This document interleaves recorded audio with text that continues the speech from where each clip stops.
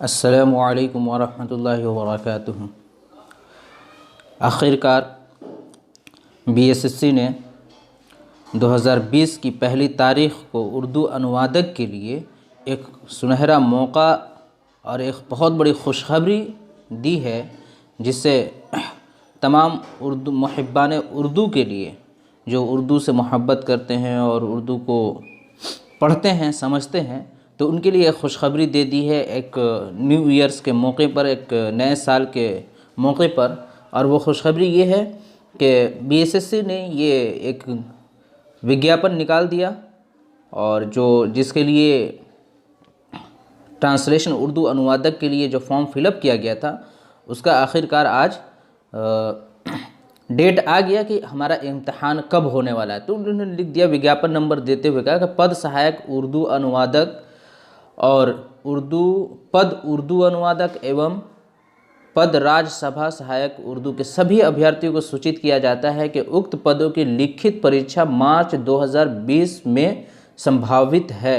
संभावित है का मतलब ये हो गया कि हमारा जो है ना, मार्च के अंदर, मार्च 2020 या उससे पहले ये ले सकते हैं। अभ्यर्थियों को निर्देश दिया जाता है कि उद्यतन सूचना है तो आयोग के वेबसाइट यहाँ पे जाकर के आप सर्च भी कर सकते हैं। मौके से जाएं और वहाँ पता करते रहें कि फिर क्या होने वाला है। तो चलिए नाजरीन, अब मैं इस मौके से, इस खुशखबरी के मौके से एक और पते की बात बताऊं कि अब हमारा इम्तिहान करीब आ चुका है, और जितना जल्द हो सके, यानी कि अब हमारे पास कुल मिलाकर अगर देखा जाए तो हमारे पास 3 माह बचते हैं। जो वक्त है हमारे पास वो 3 माह है। लेकिन मैं अगर कहूँ कि 3 माह भी हम इसे नहीं लेकर के कंक्लूड करके चल सकते हैं। मसला ये है कि इन्होंने कहा है कि संभावित है मार्च 2020, तो इसका मतलब ये है कि पहले भी हम ये इम्तहान हो सकता है। तो हम कम से कम इसका ड्यूरेशन लेकर के चलते हैं 2 माह। लेकिन आपको मालूम होना चाहिए कि किसी भी कॉम्पिटिटिव एग्ज़ाम की आप अगर तैयारी करते हैं तो हमें कम से कम 6 माह चाहिए। लेकिन अब हमारे पास 2 माह ही बच रहे हैं, तो हमें क्या करना चाहिए ऐसी सूरत हाल में? घबराएं नहीं और वीडियो को आखिर तक देखें। इसमें मैं आपको सॉल्यूशन देने जा रहा हूँ। करना क्या है कि हमें सबसे पहले ये चीज़ें गौर करना है कि हमें सबसे पहला किस चीज़ का इम्तिहान देना है।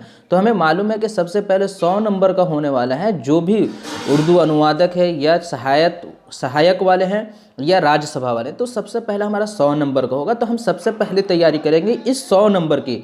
बहुत सारे अभी से ही जो है ना, हम ट्रांसलेशन की तैयारी कर रहे हैं, ये हमारी थोड़ी सी भूल है। हम ज़्यादा से अभी ट्रांसलेशन पे फोकस ना करके हमें जो फोकस करना है वो ग्रामर के ऊपर कर रहा है, उर्दू ग्रामर को मजबूत कर रहा है। क्योंकि जो हमारा पहला एग्ज़ाम होने वाला है इसी ग्रामर से मुताल्लिक़ होगा, यानी कि उर्दू ज़ुबान को पढ़ना है। अब इसी के अंदर हमें उर्दू की तारीख़ जाननी है,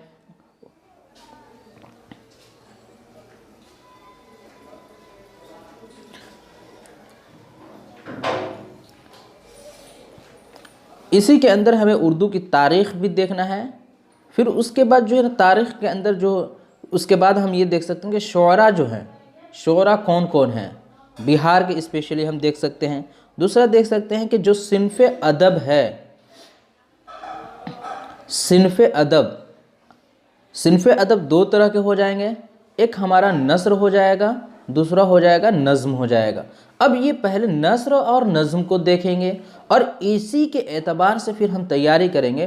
तो इंशाल्लाह उम्मीद है कि जो हमारा 100 नंबर का जो उर्दू अनुवादक का एग्ज़ाम होने वाला है, वो पहले अगर हम क्लियर कर लें, तब जाकर के हमारा दूसरा इम्तिहान होने वाला है। क्योंकि ये एक बीएसएससी का रूल है कि जब कभी भी 40,000 से ज़्यादा कैंडिडेट अगर इनके यहाँ किसी एक पर्टिकुलर इम्तिहान के लिए, कॉम्पिटिटिव एग्ज़ाम के लिए फॉर्म गिरते हैं, तो इनका रूल होता है कि सबसे पहले फ़ेज़ 1 और 2 दोनों अलग अलग कर देते हैं। तो फ़ेज़ 1 में करते ये है कि पहले यहाँ से छांट लेते हैं और देख लेते हैं कि कौन कौन सक्षम होंगे अगला एग्ज़ाम देने के लिए। फिर उसके हिसाब से रिज़ल्ट इशू करते हैं। फिर सेकंड एग्ज़ाम का डेट निकालते हैं। अगर 40,000 से कम फॉर्म गिरता है तो जाकर करते ये हैं कि वो एक ही दिन दोनों पीरियड में, यानी दोनों सेटिंग के अंदर वो दोनों एग्ज़ाम ले लेते हैं, दोनों ही एग्ज़ाम ले लेते हैं। लेकिन यहाँ पे आपको मालूम होना चाहिए कि उर्दू अनुवादक के लिए 40,000 क्या लाखों फॉर्म गिरे हैं इसके लिए। तो नाजरीन हमें सोचना चाहिए कि अब हमारा जो इम्तिहान होने वाला है वो हमारा 2 शिफ्ट के अंदर होगा, यानी 2 शिफ्ट के अंदर अब चेंज हो जाएगा, यानी कि 2 मरतबा करके होगा और दोनों वो भी 2 अलग अलग तारीख में होंगे। तो हमारा जो सबसे पहला पेपर है हम तैयारी करें उस पेपर की, फिर बाद में चल करके हम अगला इम्तिहान की तैयारी करें।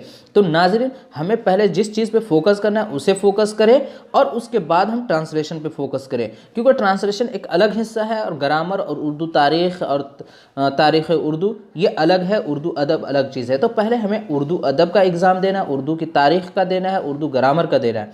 तो हम पहले इनको मजबूत करें और फिर जा कर के हम दूसरे पेपर की तैयारी करेंगे। मैं ये नहीं करता हूँ बिल्कुल ही छोड़ दें, आप उसके भी करें, लेकिन फोकस हमारा पहला पेपर होने चाहिए। तो चलिए, अगर आपको वीडियो अच्छी लगी हो तो दोस्तों तक ज़रूर शेयर करें ताकि हर भाई तक ये नोटिफिकेशन पहुँच सके जिन्होंने फॉर्म फिलअप किया है।